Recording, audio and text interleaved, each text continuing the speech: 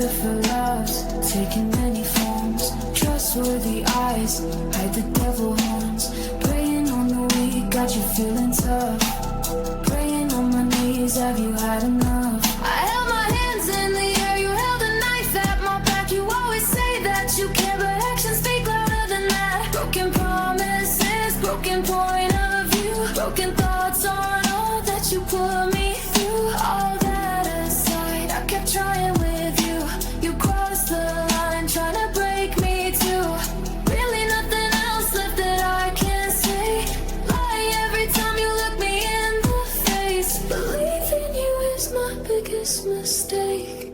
It's about time we break the ties, set them ablaze. When I ran away from you, my flame returned. Guess it's safe to say that now the bridge is burned.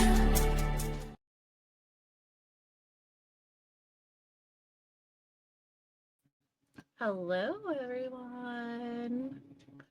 Sorry, it's been a bit since I've done a live. I've had some stuff going on, but I thought I would come and say, hey, today's topic is reactive and narcissistic abuse.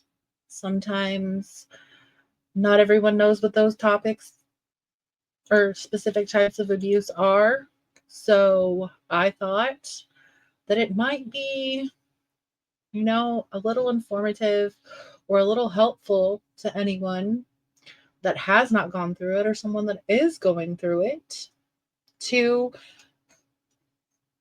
be able to notice the warning signs or the red flags if that is something that is happening to them. I know that when I was going through my DV situation that I didn't know what reactive abuse was. I really didn't. I didn't know that it was a thing. And narcissistic abuse can happen whether someone's a narcissist or not.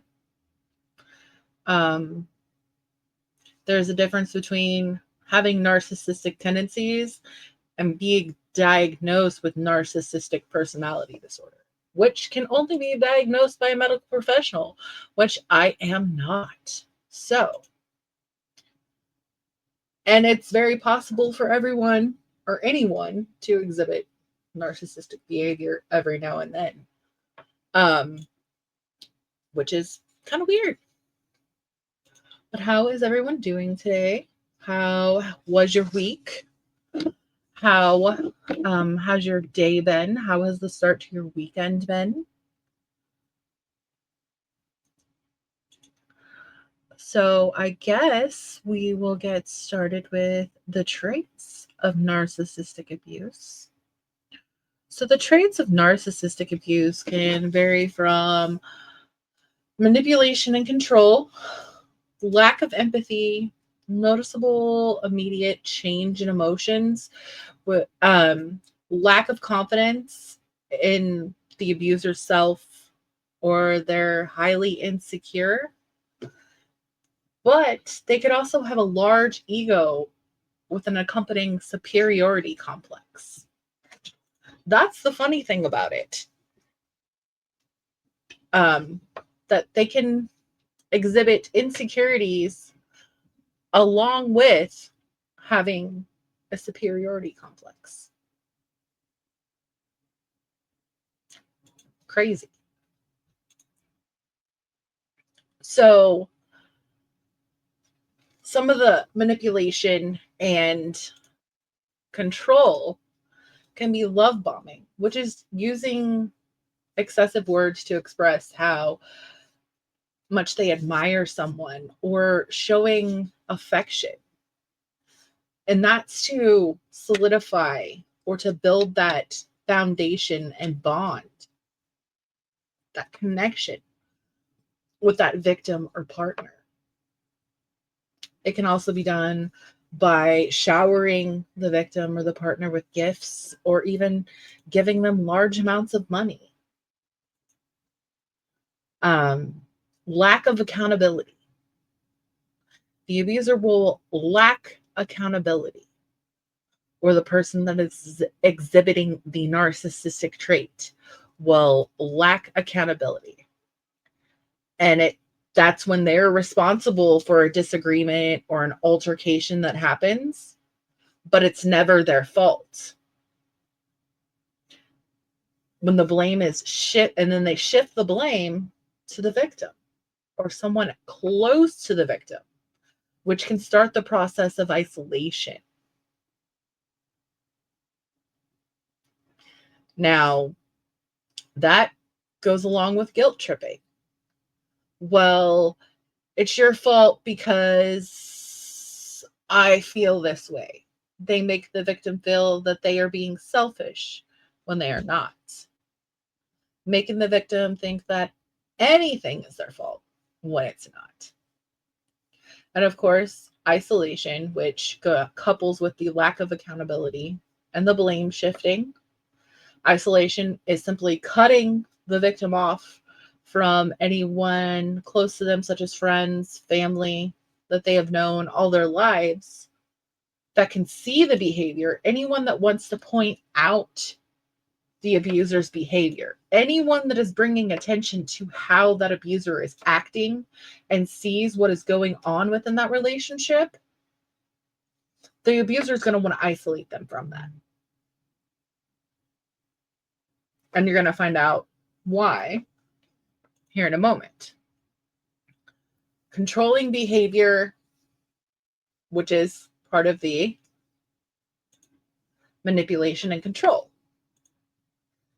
Taking control of the victim, their social life, their finances, their personal belongings, access to things like phones, vehicles, people on the outside, and money. Controlling behavior goes along with that isolation. It's a whole process. And then there's the emotional control. Dismissing the victim's feelings, telling the victim that their feelings are not valid, that they're wrong. Often telling the victim that they are crazy. That is my most favorite. And when I say favorite, it is the most commonly used phrase by an abuser when it comes to a victim. It is automatically that the victim is crazy, or you're insane, or you're out of your mind. You're nuts.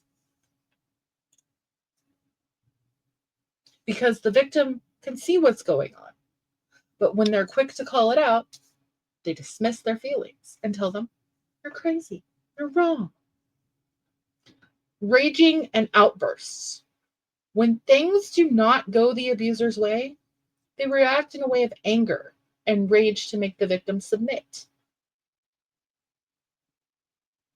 So that's pretty self-explanatory. So the abuser wants things done a certain way, but the victim decides to do it a different way. It could be something as simple as cleaning up a mess, organizing a house a certain way,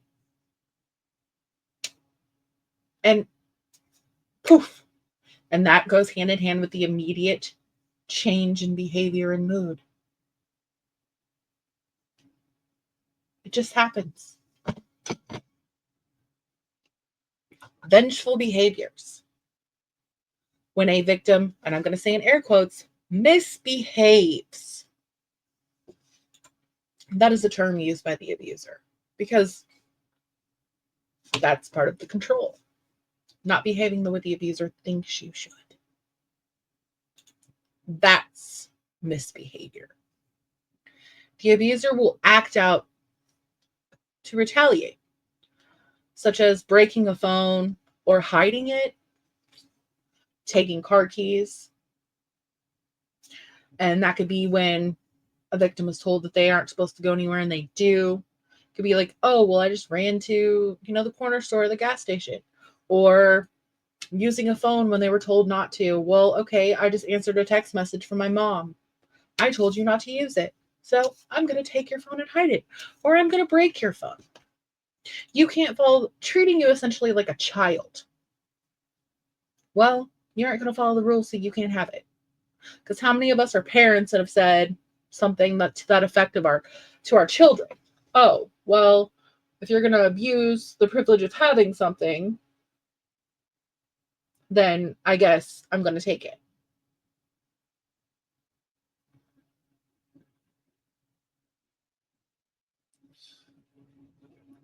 I understand, Nani's, and I'm sorry if this is triggering. And that's hard. Having a parent. Because, I mean, and me talking about this is not just like talking about relationship. As a perfect example is it can be a parent.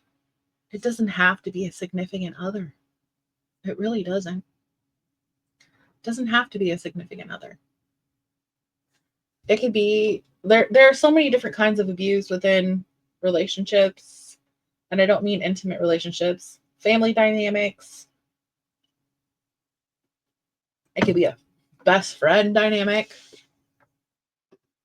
It's different. I mean, there's no specific relationship that it pertains to. And then the abuser, often in narcissistic abuse, has a hero complex. Do we know what a hero complex is?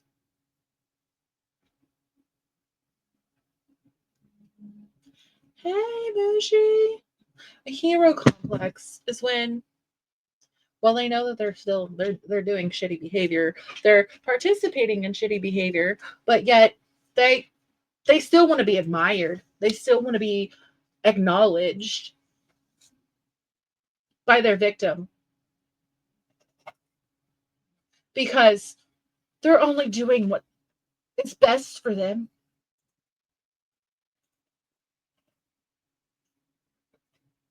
Because a lot of times in an abusive relationship or situation, the abuser will tell the victim, I'm only doing what's best for you. I'm protecting you.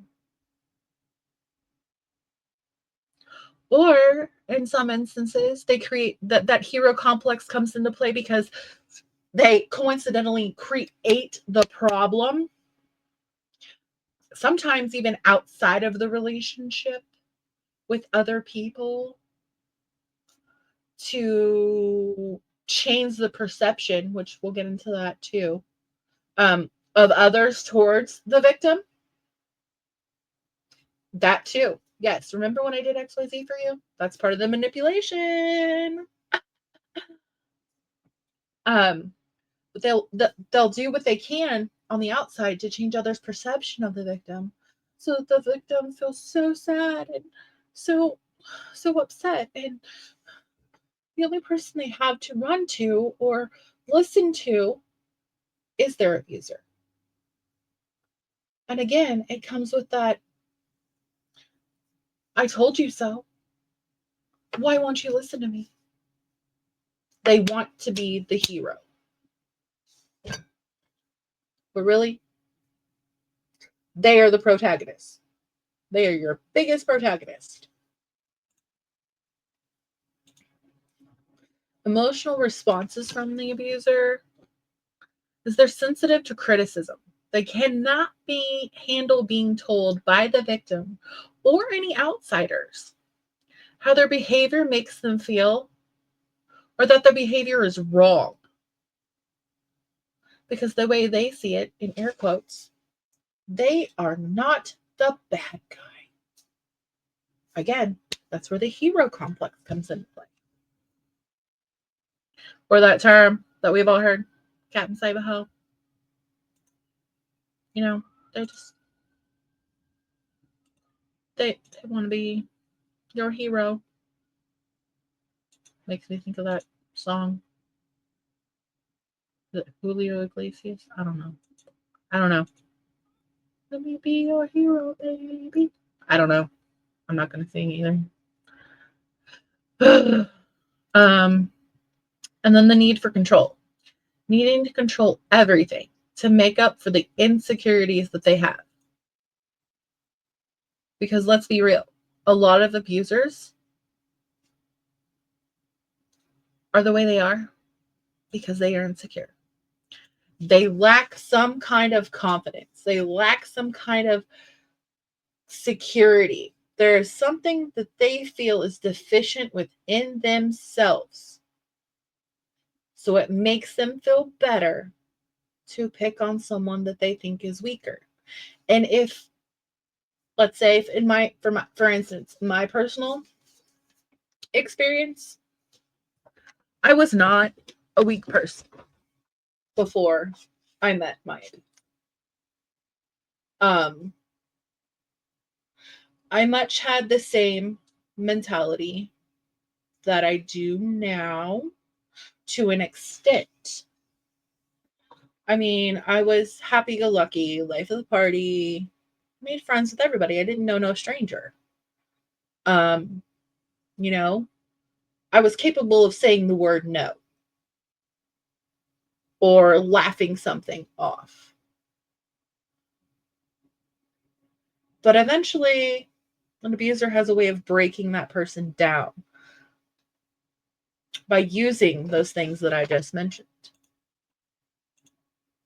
The manipulation and the control, the lack of empathy, and the lack of confidence and the insecurity within themselves.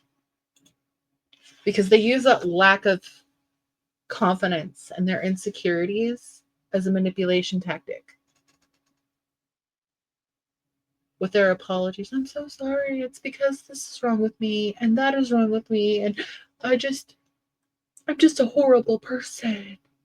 And then the abuser or the victim is going to sit there and console them because the victim called out their bad behavior.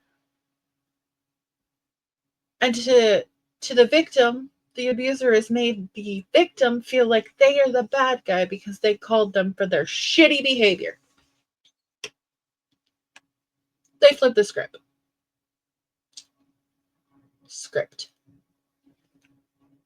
And that's not right. And that's what happened to me. The strongest person can be brought down by the shittiest, most manipulative person if you let them.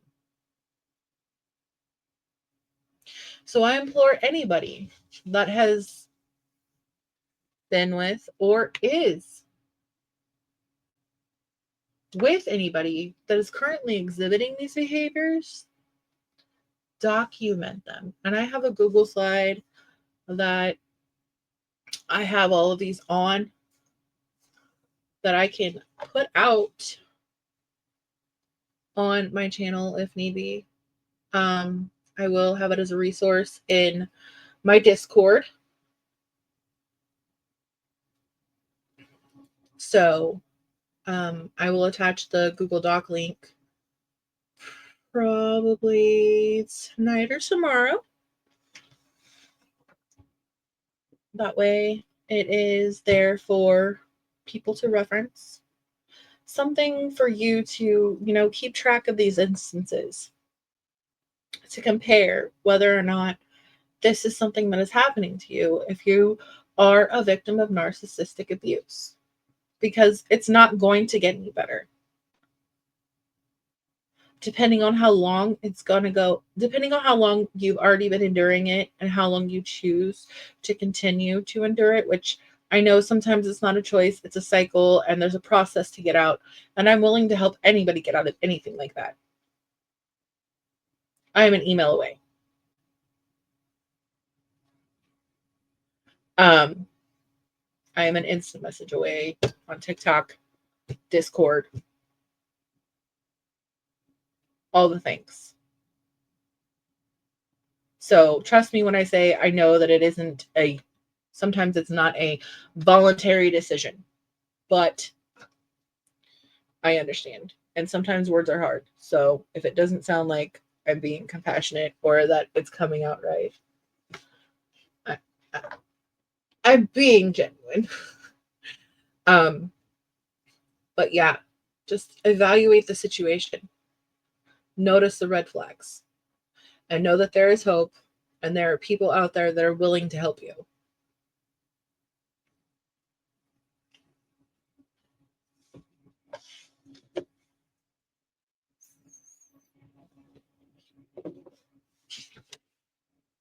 So, for those of you that are watching, how has your week been?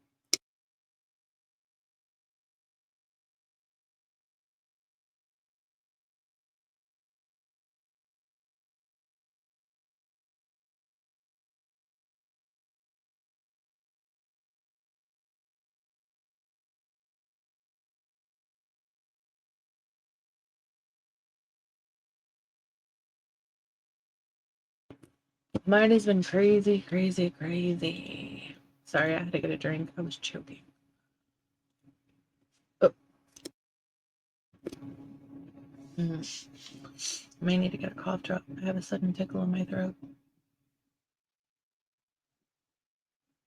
So, common terms we hear when it comes to narcissistic abuse, the word gaslighting comes to mind. Gaslighting is manipulating the victim's view of the world or a situation. That's not how it happened. This is how it happened. I swear. This is what happened. Oh, happy birthday to the baby. Yay, therapy. I love therapy. Highly recommend.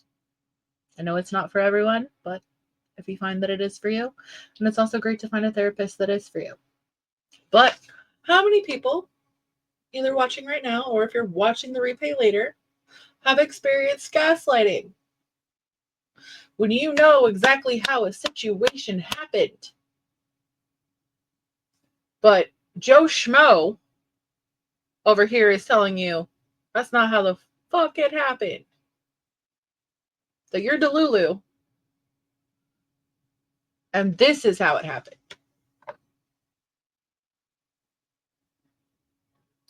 And when someone's dedicated to gaslighting, and I mean dedicated,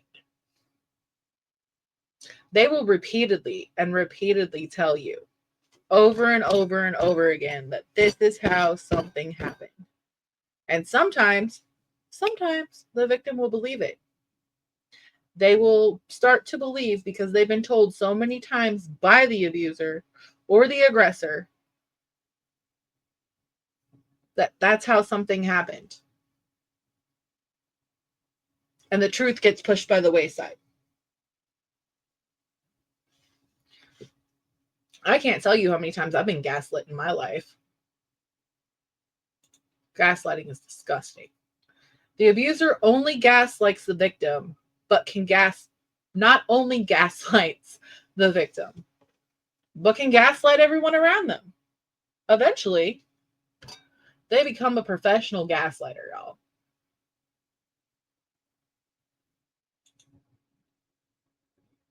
Like, it's like second nature. It's like they were born to gaslight. An example of that is, I just don't understand why insert victim is acting this way and our relationship is falling apart and I just want to fix it. When they're the problem. Another example, I don't know how they got that black eye. They tripped and fell or walked into a door as I was opening it. And their story is always very intricate or always detailed whenever they try to use those kind of stories. They try to make an excuse as to how or why a mark was placed on somebody's body that they know they put there. I know that I would gaslight people as the victim. So it's not just the abuser that gaslights people. Eventually, the victim will start gaslighting for self-preservation. When there are people that know something is not right in that relationship, the victim will start gaslighting others. for self-preservation and safety. And a lot of times they are gaslighting others in front of the abuser to protect themselves.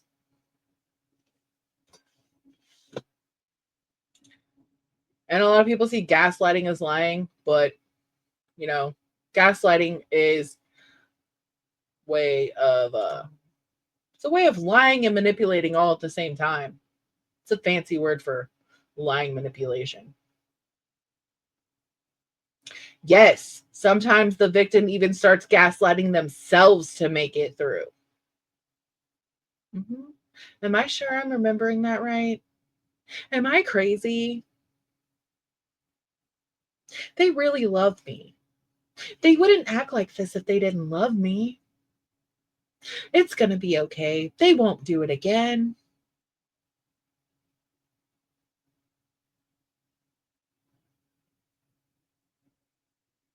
Mm-hmm. Yeah. Yeah. I'm going to drop a link. I don't know if anybody wants to come up, but I'm going to drop it. So I've been playing a lot of video games this week. I have not played Dreamlight Valley, but for anybody in here that does or is watching the replay that does play Dreamlight Valley, 10 days ago, Storybook Vale Part 2 dropped. I guess it's the last part of Storybook Vale. And there's new snippets and possibly new characters. And one that was introduced to us that wasn't playable, I'm thinking is going to be playable now. And I am so excited. And then at the end of June, we got Peter freaking Pan, y'all. I'm sorry. I'm geeking out. I love games. That's another thing I thought about doing is doing some gaming content on this channel, because sometimes I just don't always want to talk about recovery and I don't always want to talk about abuse. You know, sometimes you got to talk about the fun you have after, you know, enduring recovery and becoming a survivor and all that stuff. So video games are my safe space and my happiness. And I like to sit on Discord and sit there with my friends. And we all just game together and giggle and provide silly commentary as to why our Sims are doing dumb stuff and yelling at our Sims like they're real people. It's great. It's real great.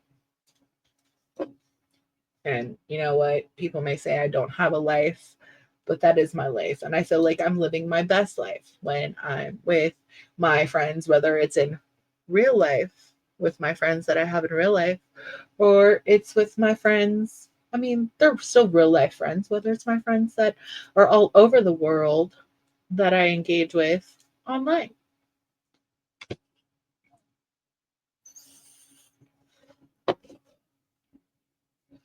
So there's that.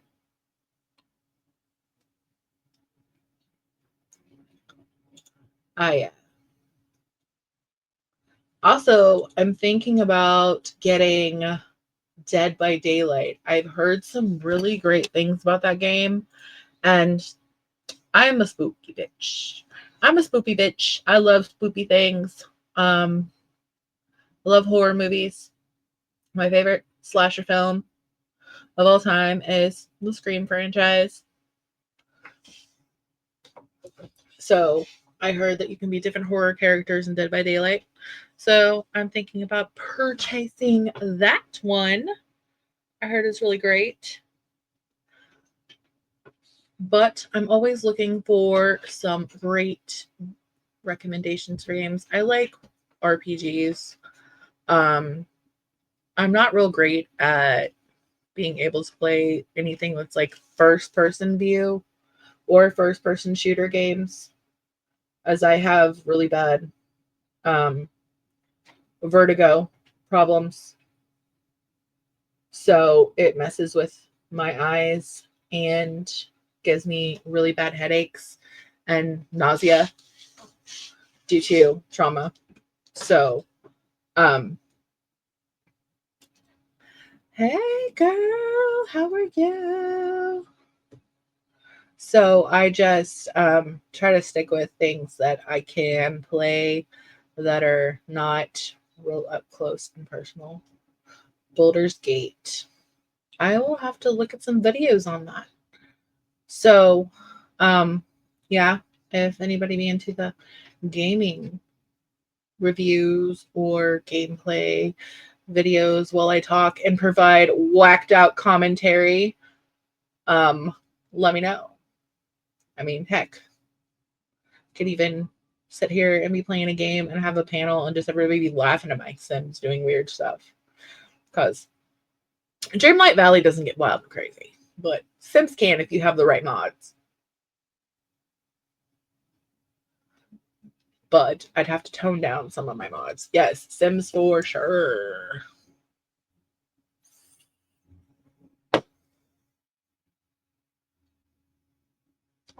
Some of the mods are a little crazy.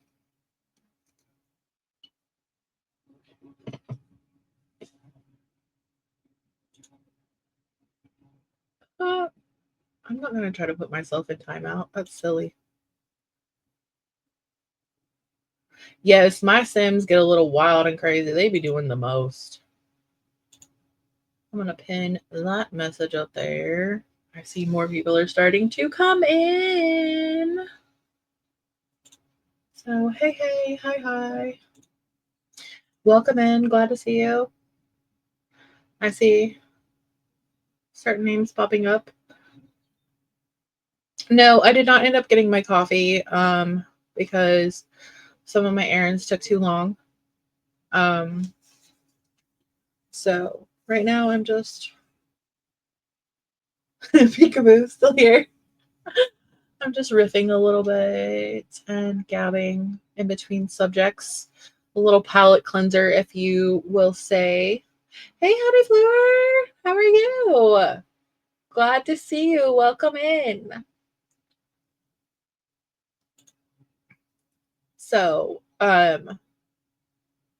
yeah, I just wanted to do a palate cleanser in between narcissistic abuse and reactive abuse because it's a lot. It's kind of heavy and it's, can be a little triggering for some. So a palate cleanser talking about video games and whatnot could be nice. I really wanted that coffee though, but then I was like, you know what? I could go home and I could probably make the same coffee because I went to TJ Maxx and bought a bunch of coffee syrups. And I'm pretty sure I still have ground coffee. And I bought a cold brew pitcher that I could just put in the fridge and do overnight. Apparently, you've been saying the word his a lot, ma'am. Thanks for making me squirrel. So I could probably make me some really good coffee and make protein coffee out of it. And the syrups that I got are sugar-free, so it won't spike the blood sugar. Not his mushy. It's my mushy. He is mine, and he is my mushy, and I shall keep him forever.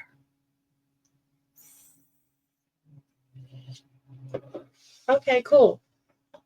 Yeah, I figured we could, I could go over the traits and talk about the different kinds of abuse, and then, we could just hang out on panel if we wanted to and talk about things, because I do have some Discord announcements and some cool things upcoming for that. So onward we go. So we'll start talking about reactive abuse now. How does reactive abuse work? Well, I'm here to tell you.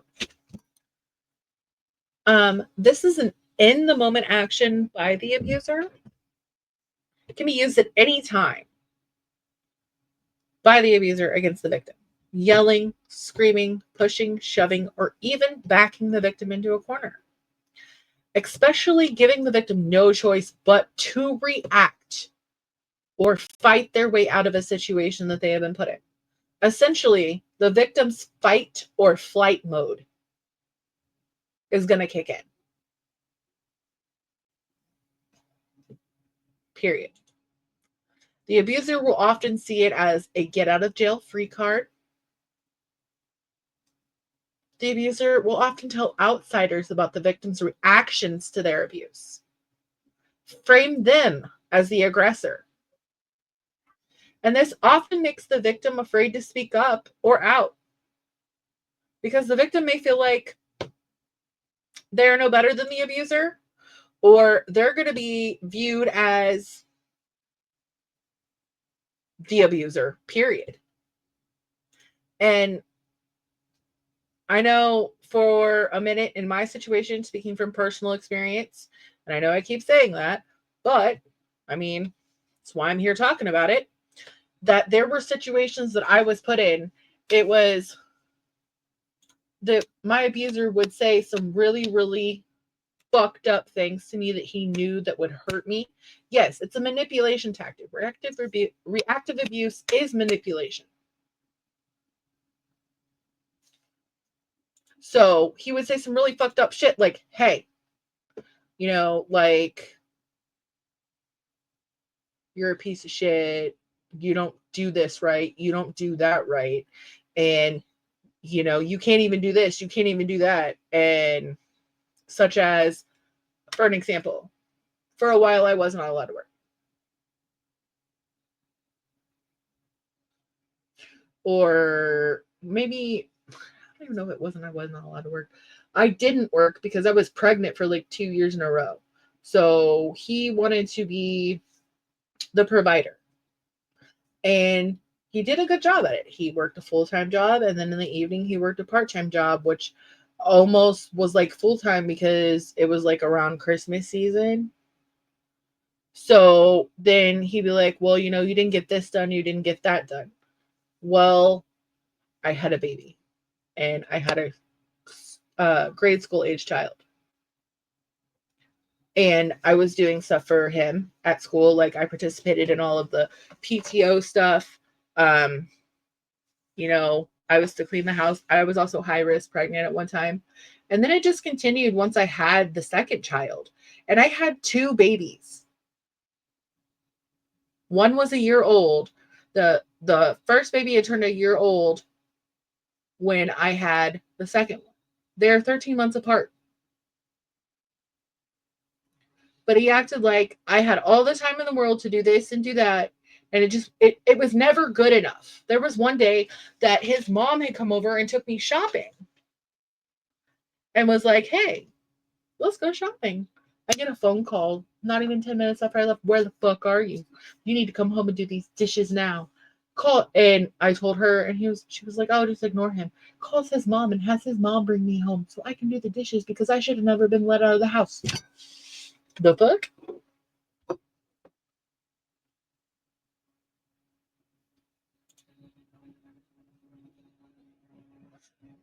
So then I would fight with him that day and tell him that it was effed up in front of his mother.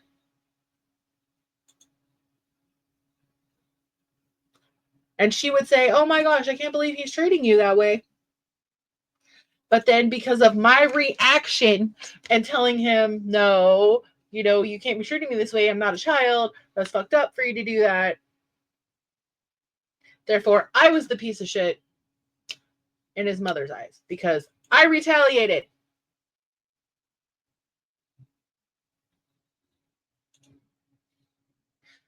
So, facts about reactive abuse.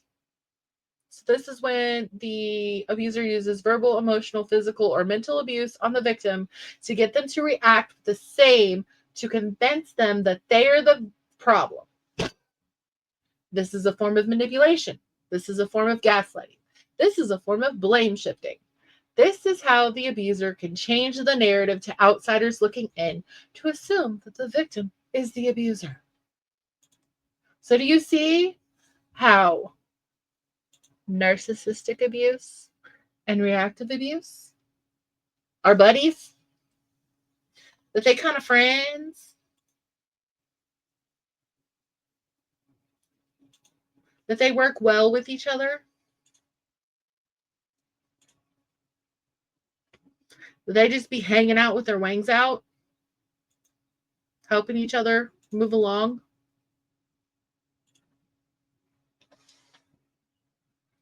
Saying, hey, buddy, I got you. We're going to bring all of our friends to the party. We're going to bring gaslighting. We're going to bring manipulation. We're going to bring blame shifting. It's a party. We're going to bring all these motherfuckers to the party to make one person feel like the biggest piece of fucking shit.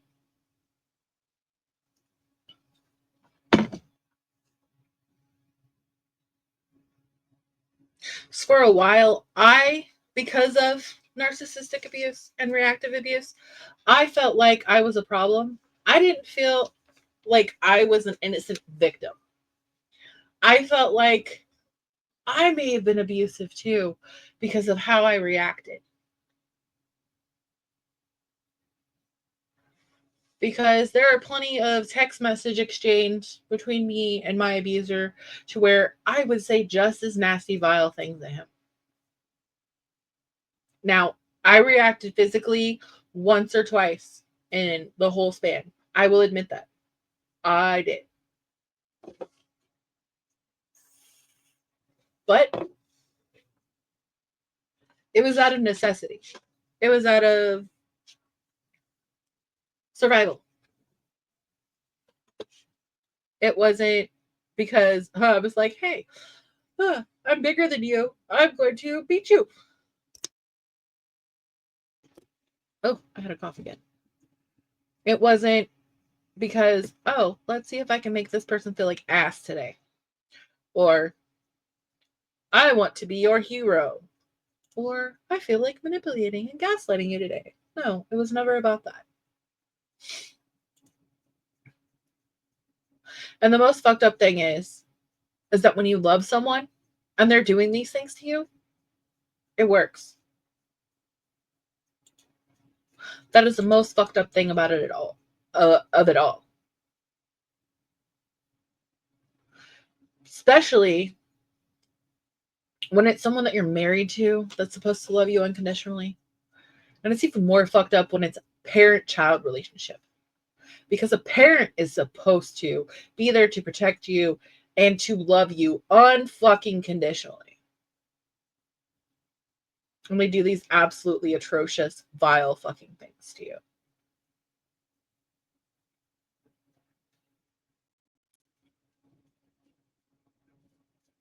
And because you love that person, you don't want to see them for the monster that they fucking are.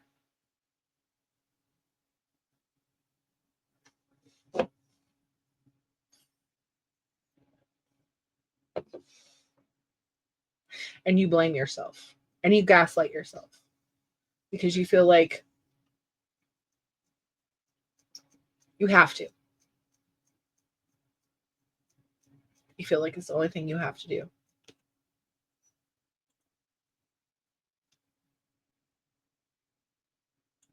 And you don't. You don't have to do that to yourself. You really don't. It's not the only way.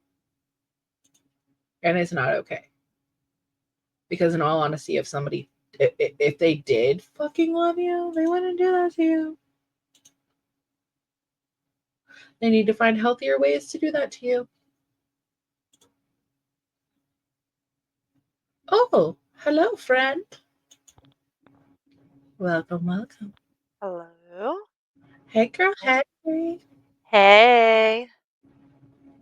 I figured I'd jump up on this one because I also have a lot of experience with narcissistic people.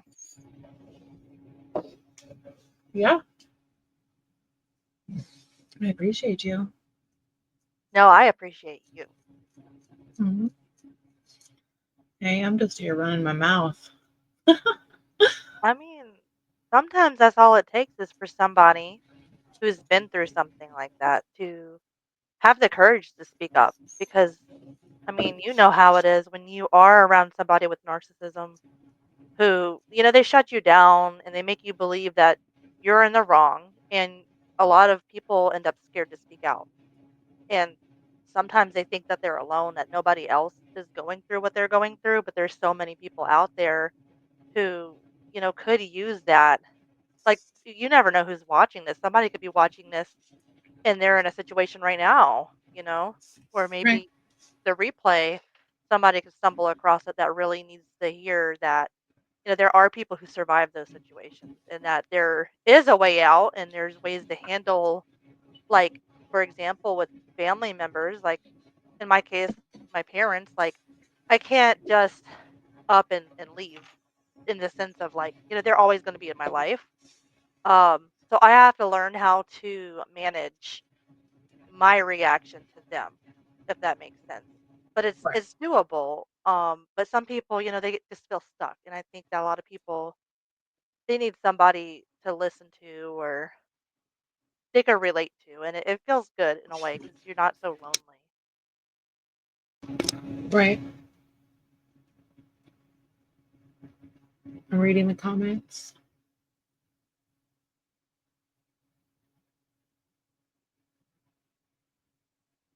Yeah, they do. You're absolutely right, Honey Fleur. They are very good at twisting and manipulating. They become, like I said earlier, it's like they realize that they were born to be professional gaslighters. They've stepped into this role and it's their job. It's like, I was born to gaslight. You're scary good at it too. Hmm. And the more they do it, the better they get. Yeah.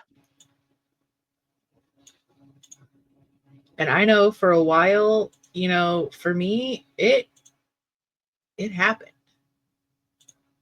It I was believing stuff. I mean, my abuser would tell me stuff and I thought that it was like the word of God, Hmm. quite frankly, to put it in an understandable format. It was as simple as that because he did. It was, I wish you would listen to me. I'm only here to protect you. I'm only doing what's best for you. Yeah. They don't know what's good for you. They don't know what's good for you. They're not with you every day. I see you every day. I married you. I love you. Mhm. Okay, Mhm. sure. And that could be from anybody too, not even just somebody that you're Hmm. married to. Because I'll tell you, in one of my experiences when I was a child, I grew up in a abusive household. I did not know that it was abusive until I moved out because I was convinced that maybe this is normal. And I remember there was a point in my life, getting into my teen years, I would start kind of comparing my living situation with my friends. And I'm like, their parents don't act the way my parents do. And their siblings don't act the way my siblings do. And their house isn't like our house is. And I started realizing that we were being neglected. And I also realized that my parents used triangulation and put me in the middle of their problems as well. So I remember one day I straight up told my parents that y'all need to work your stuff out and you know stop putting it on the kids. And all of a sudden, um, my mother was telling me to my face that I was a snake and that I was the problem. And I go running around saying this and that and the other to people when I just all I did was sit them down and say, "Hey, you guys need to work out your stuff." They were mad at me because I told them what they needed to hear. And I remember it turned into this really big fight and I straight up told my mother, I'm going to call the Department of Social Services because I was sick of it and I knew that me and my siblings deserved better. And she got so mad at me. And at the time, she worked at DSS. And she tells me, I am DSS.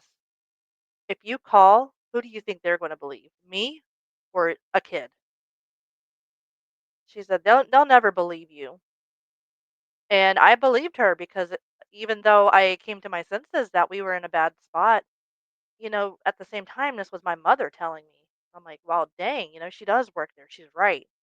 And she would convince me of that anytime I would start doubting things. And I just personally, like looking back at it now, I could have hoped maybe got us out of a situation a lot sooner if I would have made that call. But that's what they do is they convince you that you're the crazy one and that there's nothing you can do to get out of it. And in reality, all it would have took was one phone call.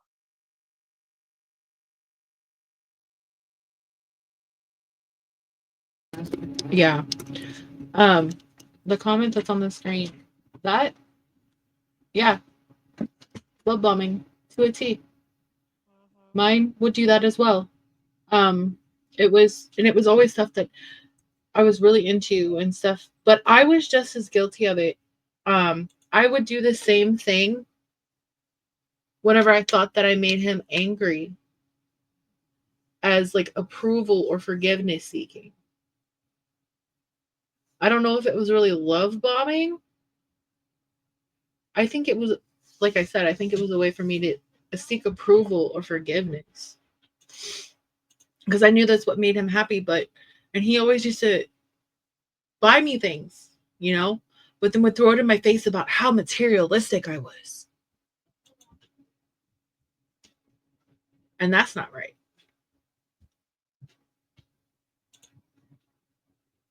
Like, you can't have it both ways, but I didn't want to see it that way. Like, I would get upset when he called me materialistic and I was spoiled.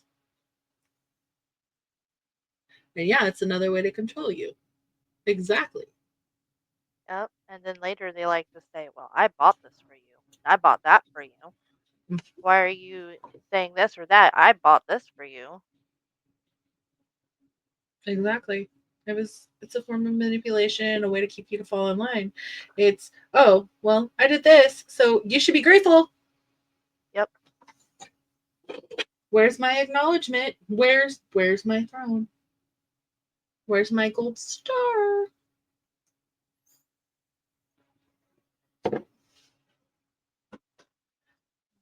I don't understand it. I will never understand it. And I guess that's why I want to help people because I don't know that any of us will ever understand why people do the things that they do to hurt people. And they always say hurt people hurt people.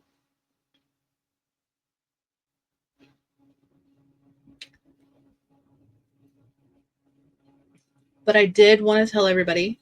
So I'm going to be starting some weekly support meetings in my Discord for mental and emotional support, as well as recovery support, abuse survivor support, and any of those that have loved or are currently loving someone who is an active addiction, because I know that that can be hard too, not knowing how to support someone and not let it take a toll on your mental health and your well-being. I'm going to be probably be doing these in the evenings during the week as my work schedule is not conducive for daytime meetings. And then I tried a new time for lives this week to see if it would be better than the afternoons, as some creators have switched their schedules around that I follow and a lot of people that I interact with follow. So I wanted to put that out there. The Discord is linked, I believe, on my YouTube. I wanted to thank you for coming up, Nani's. Thanks for having me. Always. I love you, and thank you for sharing your stories. I love you too, Marie, and I really appreciate you coming out and speaking out about these things and offering people a support system. You've got a really good heart. I try. Well, You you're know, doing good. You're doing great, actually. I just, not everybody. I mean, I had a support system when I was going through my ordeal, but I know not everybody has that support system readily available to them. Mhm. I was lucky enough to be able to move back to an area that I grew up in, but I've met several people in the last few months that I know that if something were to happen, that they may not have anyone. Yeah. So I want to help be that person and have that community that is there for them. And if that's crazy, then I'm crazy. I think it's a beautiful thing. But thank you everybody for coming. I appreciate it. I'm going to end this live as it's been about an hour. Don't want to overbore anybody. I appreciate every single one of you for coming. Again, if you're not on the Discord and you would like to join the Discord and watching the replay, share the message of hope at gmail.com and I can send you the link. I believe I also have it linked on my YouTube profile. There is also a way to get a hold of me on TikTok. Same name, same profile picture. And until next time, remember, there is always hope. It is not hopeless. Love you. Bye. I forgive you for what you think you didn't even do. All the hell you put me through. I forgive you. It's more for me than it'll ever be for you. It'll never be for you. So I forgive you.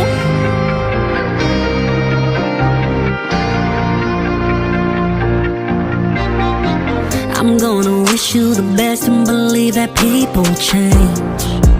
When they see what got away, don't mean I want